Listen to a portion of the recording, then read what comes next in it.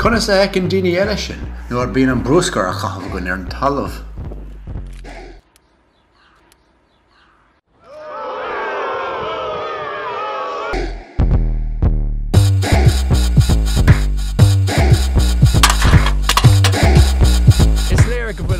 Ulmhór when sa tír seo le Bruscar. Ach an diggin muintir na héireann a Tionchar an down timpeall orthu. Déirtear go gatar suas go 4 milliún tonne de Bruscar an talamh fudfad na tíre gach céim líon.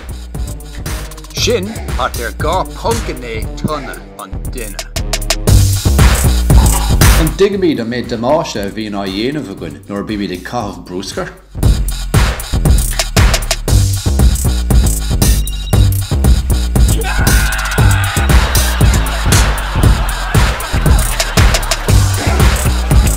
In the cheanta sin, conas a ec an duine eile sin, nuair bíonn an Bruscar a chaithfh gon ar an talamh.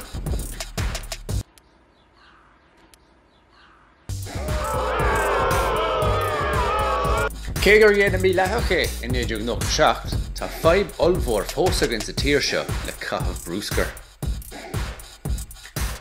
An gurmid san áireamh Tionchar gníomhartha scéal daoine eile.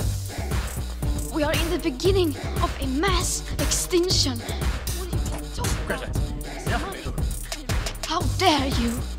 stop going out. You have stolen my dreams and my childhood with your...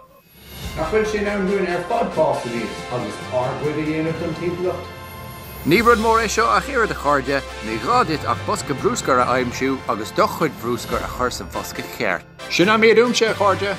Slán.